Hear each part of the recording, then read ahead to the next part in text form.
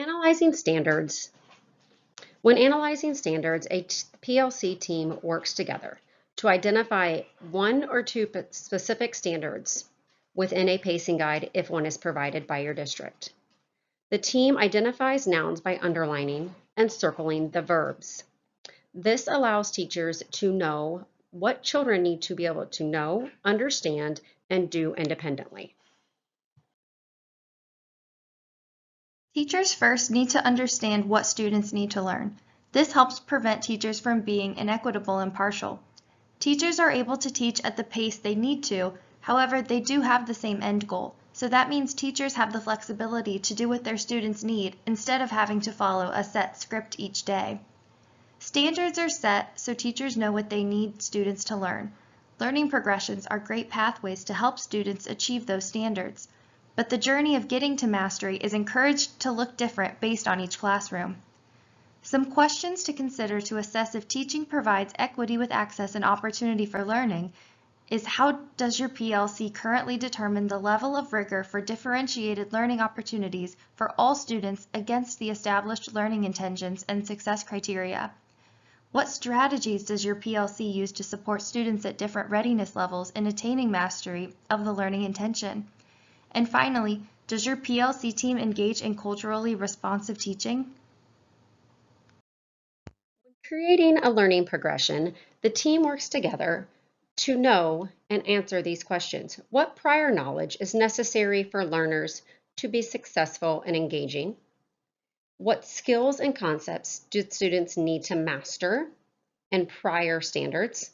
What learning experiences must they have to successfully build their prior learning? What key vocabulary is explicit or implicit within the verbiage of the standard? What scaffolding is necessary for all learners to be successful? And what do we know about the students that can make these learning experiences more meaningful and engaging?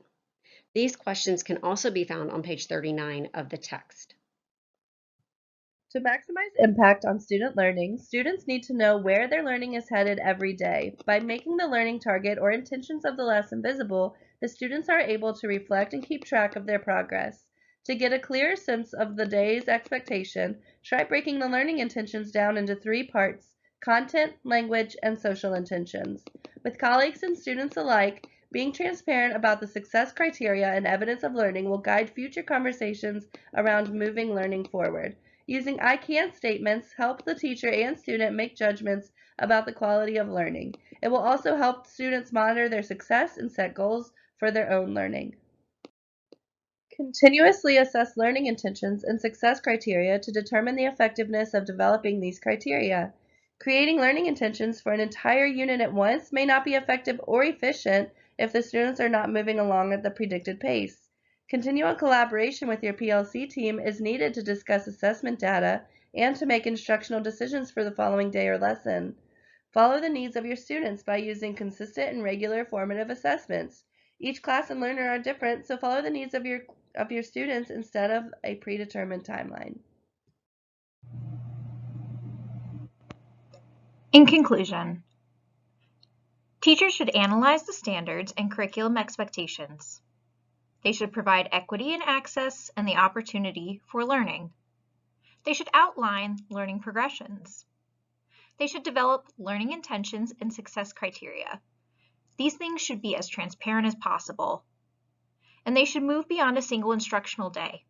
They should move at a pace that makes sense for learners through continuous collaboration.